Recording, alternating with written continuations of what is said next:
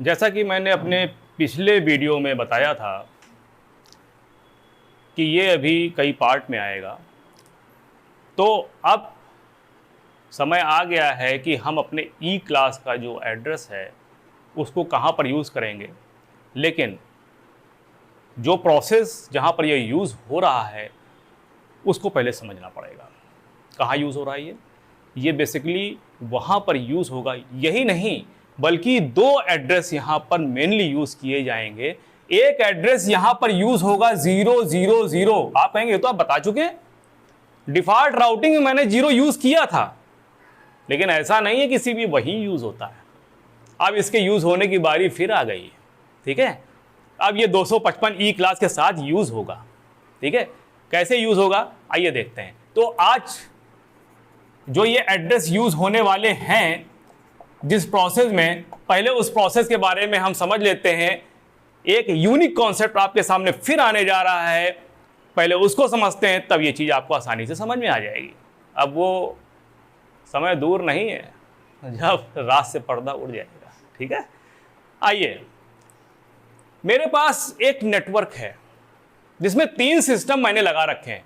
कभी आपने देखा है जब आप नया पीसी इंस्टॉल करते हैं, कोई भी ऑपरेटिंग सिस्टम इंस्टॉल करते हैं, विंडो 8, विंडो 10 या लाइनस कुछ भी डालते हैं, बाय डिफॉल्ट आपके एनआईसी कार्ड में एक सेटिंग होती है जो पहले से इनेबल रहती है। वो सेटिंग आपने सबने देखी होगी, जो बंदे नेटवर्क पे काम करते हैं सब लोगों ने देखी होगी। ऑप्टेन आईपी ऑटोमेटिकली, आपके एनआईसी कार्ड में ये पहले से सेट होता है ऑप्टेन। इसका मतलब ये क्या है, ऑप्टेन करेगा आईपी को ऑटोमेटिकली, मतलब ये आईपी को ऑटोमेटिक ले लेगा। अच्छा, कहां से ले लेगा? आपने कहा अगर ये लिखा है तो फिर ले ही लेगा, बिल्कुल ले लेगा, लेकिन ले कहां से, ये थोड़ा कंफ्यूजन आ गया। आइए देखते हैं। अगर सिस्टम ऑप्टेन पे लगा होता है तो वो करता क्या है, पहले इसको समझते हैं। वो ऑप्टेन पे अगर लगा है तो आईपी के लिए कौन सी जद्दोजहद करेगा उसको पाने के लिए, उस प्रोसेस पे जरा नजर डालते हैं। एक इसको समझने के लिए छोटा सा एक चीज, और टॉपिक तो काफी बड़ा है लेकिन उसकी थोड़ी सी इंफॉर्मेशन आपको देना चाहता हूं। DHCP, dynamic host configuration protocol, ये एक सर्विस होती है और ये उन ऑपरेटिंग सिस्टम में होती है जो सर्वर होते हैं। विंडो में सर्वर होते हैं, लाइनस में इंटरप्राइज लगा होता है, तो ये सर्वर ऑपरेटिंग सिस्टम होते हैं। भाई सर्वर और क्लाइंट, सर्वर वर्क स्टेशन में क्या डिफरेंस होता है? यही होता है ना। सर्वर एक ऐसा ऑपरेटिंग सिस्टम होता है जिसके पास कुछ ऐसी यूनिक सर्विसेज होती हैं जो नेटवर्क को मैनेज करती हैं। वो सर्विसेज आपके उन ओएस में नहीं होती हैं जिनको आप क्लाइंट ओएस बोलते हैं, जैसे window 10, window 8, 2K12 server, 2K16 server, इनमें या लाइनस सर्वर, इसमें आपको ये सर्विस मिलेगी डीएचसीपी। इसका अगर फुल फॉर्म पे नजर पहले डालते हैं। देखिए ये सब चीजें आपस में कोरिलेट कर रही हैं, इसलिए बताना पड़ रहा है, और बिना इसके आपको समझ में नहीं आएगा। डायनेमिक मतलब ऑटोमेटिक, होस्ट माने, डायनेमिक मतलब क्या हुआ यहां पर, ऑटोमेटिक। डायनेमिक मतलब ऑटोमेटिक, होस्ट माने क्लाइंट। अब ये क्लाइंट का मतलब क्या हुआ, वो सिस्टम जिनमें ऑप्टेन सेट होगा, जिनमें ऑप्टेन सेट होगा उसकी बात मैं कर रहा हूं यहां पर। ये होस्ट का मतलब होगा जिन सिस्टमों में ऑप्टेन पहले से सेट होगा। कॉन्फ़िगरेशन मतलब किस चीज कॉन्फ़िगरेशन, आईपी कॉन्फ़िगरेशन, और प्रोटोकॉल माने सर्विस। ये नेटवर्क की एक ऐसी सर्विस है जो ऑटोमेटिक उन सिस्टमों को आईपी प्रोवाइड करती है जिन सिस्टमों में ऑप्टेन पहले से लगा होता है। यानी कि मेरे पास जो सर्विस इंस्टॉल्ड है, मैं हूं डीएचसीपी सर्वर, और मैं अपने पास से आपको आईपी एड्रेस दे रहा हूं, तो आप हो गए हमारे क्लाइंट। तो जिसमें ऑप्टेन लगा होगा वही डीएचसीपी का क्लाइंट होता है, वही बन सकता है। तो अगर मैं इसकी प्रोसेस की थोड़ी सी बात अगर करना चाहूंगा, ये तो खैर आगे अभी टॉपिक आएगा, मैं जो लाइनस की क्लासेस लूंगा उसमें डीएचसीपी का पूरा एक्सप्लेनेशन आएगा विद प्रैक्टिकल। अभी थोड़ा समझ लेते हैं इस अपनी रिसर्च को समझने के लिए कि मान लीजिए डीएचसीपी सर्वर है, जिसमें सर्वर बनाया जाता है उसमें हमें मैनुअल आईपी डालना पड़ता है, उसमें ऑप्टेन ही लगाते हैं। ठीक है, हमारा आईपी ये है और हमने यहां पर एक रेंज डिफाइन करना पड़ता है। आपने देखा जो इंटरनेट का कनेक्शन लेते हो, ऑप्टेन लगाते हो, और जैसे आपने जियो कनेक्शन लेके दिए तो ऑटोमेटिक आपको आईपी मिल जाता है 192.168 इस रेंज का। तो वो डीएचसीपी सर्वर वहां पर है आपके आईएसपी का, जो आपके लिए एक रेंज आपको प्रोवाइड करता है। उससे आपको एक आईपी मिल जाता है। वहां पर यही प्रोसेस चलती है, ठीक है। तो यहां पर हमने एक रेंज डिसाइड करी है 100.201 से लेके ये, तो जिनमें ऑप्टेन लगा हुआ है उनको ऑटोमेटिक ये रेंज मिल जाएगी। कैसे मिल जाएगी वो थोड़ा समझना है। मान लीजिए सर्वर है ही नहीं, तब क्या होगा? बात तो यहां पर मैं समझाना क्या चाह रहा था, ऑप्टेन जिसका संबंध डीएससीपी से है, इसलिए मुझे डीएससीपी बताना पड़ा, लेकिन ऑप्टेन लगा है और सर्वर मेरा उपस्थित नहीं है। हो सकता है वो बंद हो या हो ही ना, क्योंकि हर नए सिस्टम को इंस्टॉल करने के बाद ऑप्टेन ऑटोमेटिकली लगा होता है। उस समय क्या होता है ये समझना पड़ेगा, वहीं से आपको ई क्लास समझ में आएगा, ठीक है। जैसे ही ऑप्टेन लगता है, समझिएगा मेरी बात को, जैसे ही ऑप्टेन लगता है सिस्टम अपने आप को कंसीडर करता है कि प्रोग्रामिंग है। हर चीज ओएस में पहले से प्रोग्राम्ड है। ओएस क्या है? प्रोग्रामिंग है, ठीक है। उसमें ये प्रोग्राम पहले से सेट है कि जब सिस्टम में ऑप्टेन लगेगा सिस्टम अपने आप को कंसीडर करेगा, I am DSCP client, I am a DSCP client and I have to get IP from the DSCP server. मैं डीएससीपी का क्लाइंट हूं और मुझे सर्वर से आईपी लेना है, ये उसको कसम दिलाई गई है। उस सिस्टम को एक कसम दिलाई गई है कि अगर तुम्हारे पास ऑप्टेन लगा है मतलब तुमको डीएससीपी सर्वर को ढूंढना है और उससे आईपी एड्रेस लेना है। लेकिन दिक्कत यह है कि वो ढूंढने तो गया सर्वर को, लेकिन सर्वर उसको मिला नहीं, तो फिर वो क्या करेगा? तो फिर वो क्या करेगा? हर एक सिस्टम के पास एक प्रोग्रामिंग होती है अपीपा रेंज की, automatic private internet protocol address. अब वो रेंज होती है बी क्लास की, और वो आईपी जो पहले से रिजर्व होते हैं वो ये होते हैं। जब आपका नेट नहीं चलता है, आप चला के आईपी कॉन्फ़िग देखते हो तो इस तरह का एड्रेस आपको दिखाई देता है, ठीक है ना। ऑटोमेटिक 192 वाला हट जाता है, ये आ जाता है कि नेट नहीं चल रहा है। इसका मतलब क्या है? सिस्टम अपने आप से एक आईपी ऑब्टेन कर लेता है, ठीक है। वो ऑब्टेन का मतलब मैं समझाना चाह रहा था। यहां पर देखिए क्या लिखा है, 169.254.0, ये इसका नेटवर्क होता है और इसके अंदर जो आईपी एड्रेस की रेंज होती है वो 0.1 से लेकर 255.254। अगर मैं अभी आगे आईपी एड्रेस की जब क्लासेस लूंगा तो बताऊंगा मैंने कैसे निकाला है। एक्चुअल में इस अपीपा रेंज के पास कितने आईपी होते हैं टोटल? 65,536। अब आपके मन में एक सवाल फिर आ गया कि यार जब बिना आईपी दिए, बिना सर्वर बनाए 65,500 सिस्टम में आईपी ऑटोमेटिक पढ़ सकता है, तो क्यों इतना परेशान हो रहे हो यार? डीएससीपी सर्वर बना रहे हो, आईपी डाल रहे हो, सब में ऑप्टेन लगा दो, सबको आईपी मिल जाएगा, नेटवर्क बन चलाओ। देखिए ऐसा होता है, मैंने आपको बताया, इससे पहले बताया था, ब्रॉडकास्ट एक प्रोसेस होती है।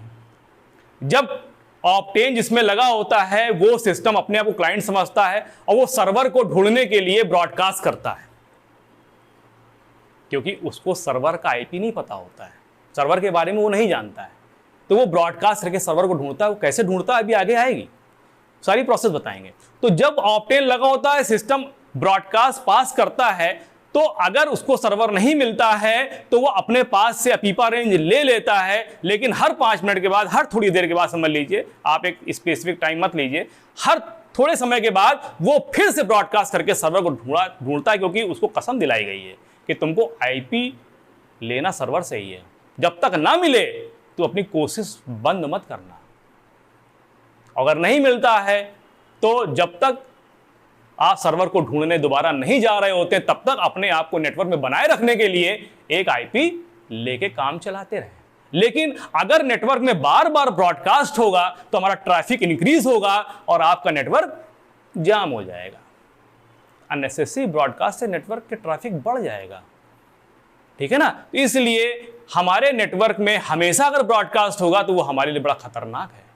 इसलिए हम सब सिस्टमों में ऑप्टेन नहीं लगाते हैं। ऑप्टेन वहीं पर लगाते हैं जब हमें यह पता होता है कि हमारे नेटवर्क में डीएससीपी सर्वर है और उससे हमें आईपी मिलेगा, ठीक है।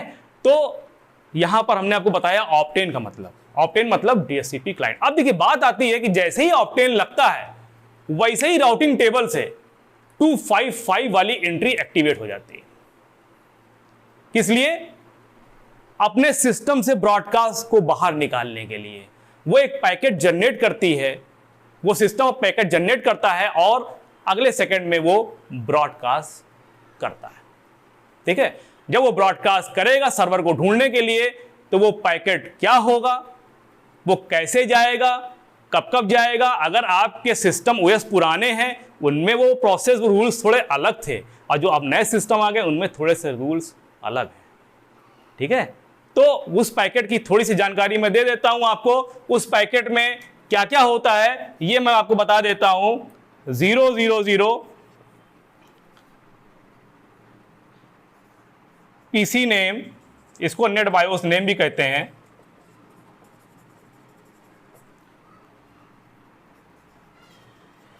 मैक एड्रेस और 255 एक्चुअल में जब ब्रॉडकास्ट होता है तो पीसी को ना अपने बारे में कुछ पता होता है, बस उसको ये पता होता है मुझे सर्वर से आईपी लेना है। तो यार जब तुम किसी घर जाओगे और उसका गेट खटखटाओगे तो तुमसे पूछेगा हाँ कौन, तो क्या बताओगे? पहले तुम्हें अपने बारे में बताना पड़ेगा, तभी तो तुमसे बात करेगा। या फोन किसी को मिलाओगे, कभी तुमने देखा फोन मिलाया, आपको कितना गुस्सा आता है, उधर से कहता है हाँ कौन बोल रहे हो, तो आप क्या बोलते हो? आप तुमने फोन मिलाया कि हमने फोन मिलाया है, बोलते हो ना। प्रोसेस आ गई यहां पर। जब आदमी किसी को फोन मिलाता है तो पहले अपने बारे में बताता है और उसके बारे में पूछता, तब वो अपना नाम बताता है, तब कम्युनिकेशन स्टार्ट होता है। तो यहां पर ये क्लाइंट सर्वर को ढूंढने जा रहा है, तो कुछ तो इंफॉर्मेशन उसकी यूनिक होगी जिससे सर्वर उसको पहचानेगा इसको क्या देना है, कैसे देना है। मान लीजिए सभी सिस्टमों के information same, PC name same हो सकते हैं। भाई किसी ने डाल दिया पीसी नेम, अभी तो कुछ है ही नहीं, डाल दिया ऑप्टेन लगा हुआ है, कोई मतलब ही नहीं कि अभी किसी से कनेक्टिविटी प्रॉपर नहीं हो पा रही है। अब मान लीजिए हमने कहा पीसी नेम तो सेम हो सकते थे, लेकिन एक ऐसी यूनिक चीज होती है जो सेम नहीं होगी, मैक एड्रेस। तो यहां पर ये क्या सिस्टम करता है, अपना पीसी नेम ले लेता है, नेट बायोस नेम। हम गलती नहीं करेंगे, हम तो नाम खैर चेंज कर लेंगे, तो हमने नेट बायोस नेम अपना चेंज कर लिया, पीसी नेम चेंज कर लिया। लेकिन ये 00 ये कहता भाई मेरे पास कोई आईपी नहीं है सर, मेरा आईपी 00 है, यानी सोर्स आईपी। मैं सोर्स हूं ना, मैं आपको ढूंढने आ रहा हूं, तो मैं सोर्स हूं, मेरा आईपी 00 है और मेरा नेट बायोस नेम क्या है, PC1 है मान लो। ठीक है, मेरा मैक एड्रेस क्या है, अब वो तो 48 बिट का होता है, 6 बाइट लॉन्ग होता है और हेक्साडेसिमल के फॉर्म होता है, तो मैं ऐसे रट के नहीं बताता, सबका अलग अलग होता है। आप ipconfig/all कमांड चलाएंगे, आपको अपना आईपी मैक एड्रेस दी जाएगा। गेट कमांड से भी आप यूज करके देख सकते हैं। ठीक है ना, तो कहने का मतलब ये है कि आपका मैक एड्रेस यूनिक होगा, वो किसी के पास नहीं होगा। तो एक यूनिक चीज यहां पर क्या हुई, मैक एड्रेस। ठीक है ना, और अब बारी किसकी आई, जिसको ढूंढने जा रहा है उसके बारे में तो पता होना चाहिए भाई। उसके बारे में कुछ पता नहीं था, तो उसने क्या किया, अपने राउटिंग टेबल से एक ई क्लास का एड्रेस सबसे आगे रखा, 255 जो कि इस पैकेट को ब्रॉडकास्ट करवाएगा। अब ये पैकेट, ये जो 255 है ब्रॉडकास्ट क्यों कराएगा, इसका भी एक रीजन है, प्रैक्टिकली प्रूवमेंट है, जो आगे हम क्लास में डिस्कस करेंगे। तो 255 जो 4 बार लग के पैकेट में जाता है तो ब्रॉडकास्ट होता है। अब यही इंफॉर्मेशन सभी लोग लेके जा रहे होंगे जिसमें ऑप्टेन लगा होगा, लेकिन सब लोगों में एक यूनिक चीज क्या है, मैक एड्रेस। सबका मैक एड्रेस अलग होगा भाई, 00 सबका सेम होगा, पीसी नेम की बात छोड़ दीजिए, 00 सबका सेम होगा, लेकिन मैक एड्रेस सबका डिफर होगा।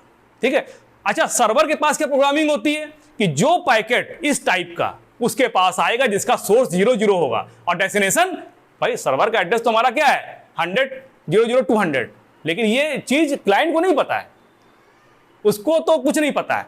उसमें प्रोग्रामिंग की गई है कि आप ये चीजें लेके ब्रॉडकास्ट करेंगे और सर्वर हमेशा इन्हीं चीजों को, इन्हीं लोगों को अपना क्लाइंट समझता है जिनका सोर्स एड्रेस 0 होता है और डेस्टिनेशन एड्रेस क्या होता है 4 बार 255, उनको वो रिसीव करता है और सिर्फ मैक एड्रेस के बिहाफ पर उस क्लाइंट को आईपी प्रोवाइड कर देता है, क्योंकि सबके मैक एड्रेस डिफर होते हैं, क्योंकि यहां पर सोर्स और डेस्टिनेशन सबके सेम होंगे, सबके पास 00 सेम होगा सोर्स और डेस्टिनेशन सबके पास 255 होगा, लेकिन मैक एड्रेस सबके पास डिफर होगा, तो उस बिहाफ पर वो सबको आईपी दे देता है। तो इस रिसर्च में इस रिसर्च में ई क्लास यूज हो रहा है। आपने देखा 255, भाई राउटिंग टेबल में अगर एंट्री है तो कहीं ना कहीं यूज हो रही होगी ना, यहां यूज हो रही है यार। और मैं कोशिश करूंगा इसका प्रैक्टिकल भी आपको करके दिखा दूंगा कि हाँ देखो ये पैकेट चला और ये क्या क्या लेके गया। ठीक है, तो अभी इसका अगला पार्ट भी आएगा, तो बने रहिए हमारे चैनल टेक जोन के साथ। धन्यवाद।